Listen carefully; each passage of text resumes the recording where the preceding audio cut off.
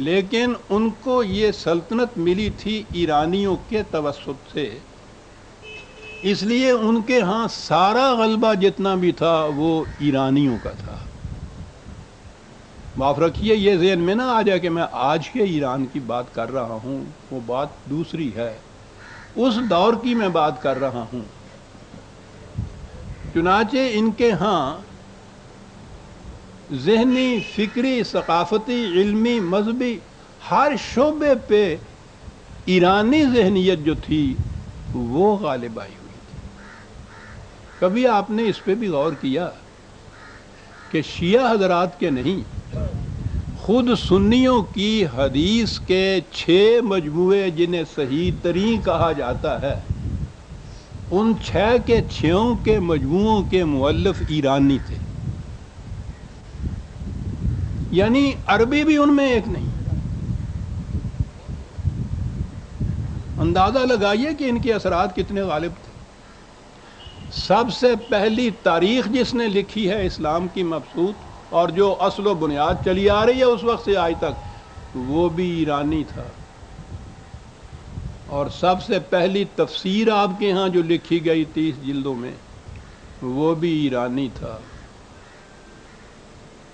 آپ سوچ لیجئے کہ اس کے بعد یہ جو نیا اسلام وجود میں آیا تھا اس کی کیفیت کیا ہوگی۔ ایرانیوں نے تو انتقام لینا تھا ان عربوں سے یا مسلمانوں سے، کیونکہ کل ہی تو ان کی ہزار سال کی تہذیب و تمدن کی جڑیں اکھڑ گئی تھی۔ علامہ اقبال نے اس نئے اسلام کا نام عجمی اسلام رکھا ہے، یعنی غیر عربی اسلام۔ یہ جو غیر عربی اسلام تھا اس سے ہوا کیا؟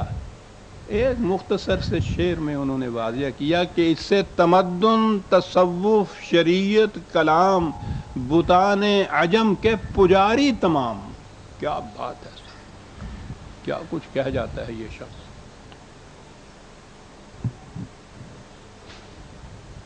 عجیب چیز ہے، اور اس کو شاید میں نے پہلے بھی کسی درس میں بھی پیش کیا تھا کہ یزید کے خلاف سب سے بڑا اعتراض یہ حضرات یہ کرتے تھے اور کرتے ہیں کہ اس نے ملوکیت کی ابتدا کی تھی، اور اس کے بعد یزید سے لے کے آج تک جتنے بھی مسلمان فرما روا ہوئے، اور بالخصوص وہ دور جس میں یہ اسلام وضع ہوا، وہ سب کے سب اسی طرح سے اقتدار کے تخت پہ آئے تھے جس طرح سے یزید آیا تھا۔ تو یزید کے خلاف تو یہ سارے حضرات اس دور میں موجود تھے، یہ بڑے بڑے مشائخ، علماء کرام، ائمہ اعظام جن کے نام کے ساتھ ہم سلام و رحمت لیتے ہیں، یہ سارے اس دور میں موجود تھے۔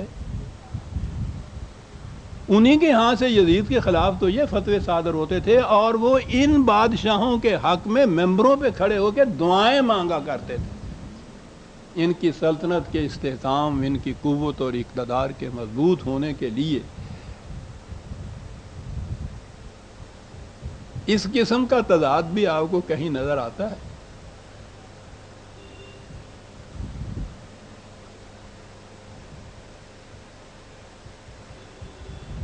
اس کی وجہ کیا تھی؟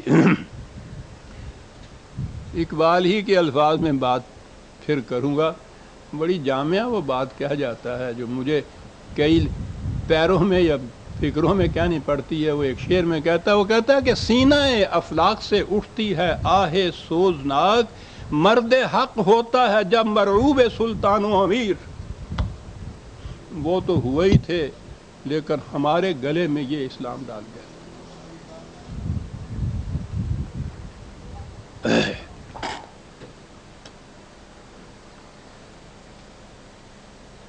بادشاہت یا ملوکیت کا یا انسانی حکمرانی کا اثر کیا ہوتا ہے،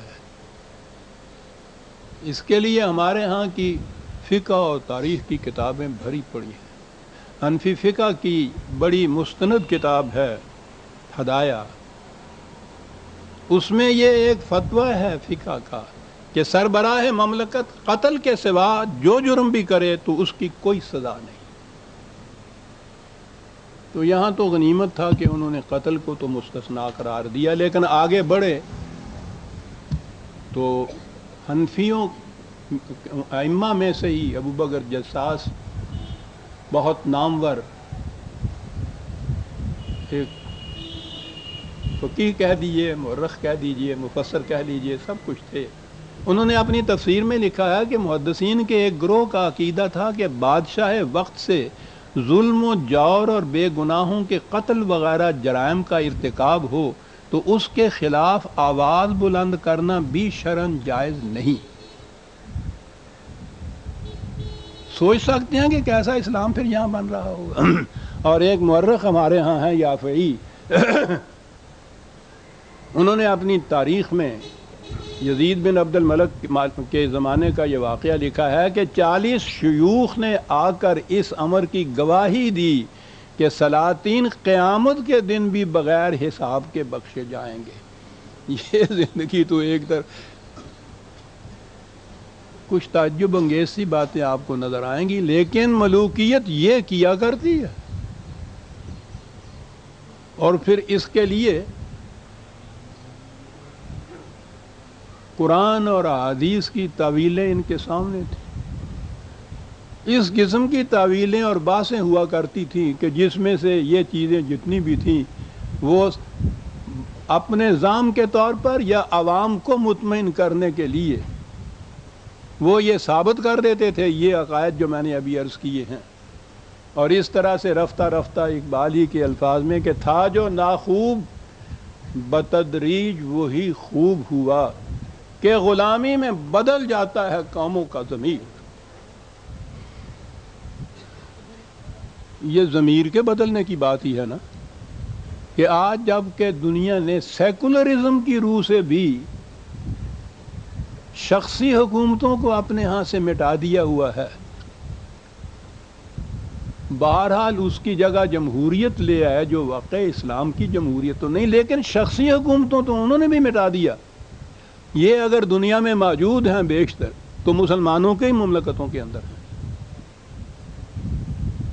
اور ضمیر اتنی بدلی ہوئی ہے کہ اس کے خلاف آپ کو کہیں سے آواز اٹھتی نظر نہیں آئے گی.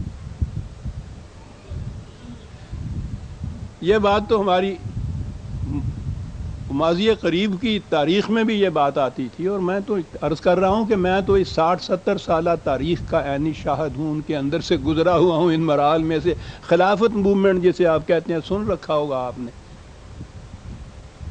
خلافت کیا تھی؟ ترکی کے سلاطین بادشاہ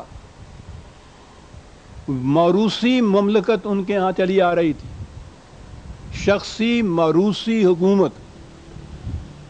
کیونکہ انہوں نے اپنا نام خلیفۃ المسلمین رکھا ہوا تھا اس لیے ان کا اس حکومت کا نام خلافت تھا. پہلی جنگ عظیم کے بعد جس ترکی کی حکومت کے یا مملکت کے ٹکڑے ٹکڑے ہوئے تو ظاہر ہے کہ وہ جو آخری سلطان تھا اس کا اقتدار بھی ان لوگوں کے ہاتھ میں تھا، یہ مغربی قوتیں. اس مملکت کو بچانے کے لیے مصطفیٰ کمال نے اور ان کی پارٹی نے ایک تحریک وہاں اٹھائی کہ اس ملک میں جمہوریت قائم کی جائے. یعنی میں عرض کر رہا ہوں کہ اگرچہ وہ مغربی جمہوریت ہی کا ایک تصور تھا، اسلامی نہیں، لیکن بہرحال انہوں نے ملوکیت اور شخصی حکومت کو مٹانے کے لیے ایک تحریک اٹھائی. اور آپ حیران ہوں گے کہ ساری دنیا میں بالعموم اور خود ہندوستان کے اندر بالخصوص مصطفیٰ کمال اور اس کی تحریک کے مخالفت میں تحریکیں یہاں برپا ہو گئیں. خلافت کا تحفظ مذہب کا فریضہ قرار دیا. ہم خود اس میں شریک تھے، راتوں کو اٹھ کے تہجد کے بعد صبح کی نماز تک نماز کمیٹیاں بنی ہوئی تھیں اور گاتے چلا جایا کرتے تھے. انگلینڈ تک، لندن تک وفد یہاں سے ہندوستان کے مسلمانوں کو گئے کہ وہ خلافت برقرار رکھی جائے. اقبال کے سینے سے واہ اٹھی تھی کہ خلافت کی کرنے چلا ہے گدائی. انگریز سے بھیک مانگ رہے تھے کاہے کی کہ شخصی حکومت قائم رہے.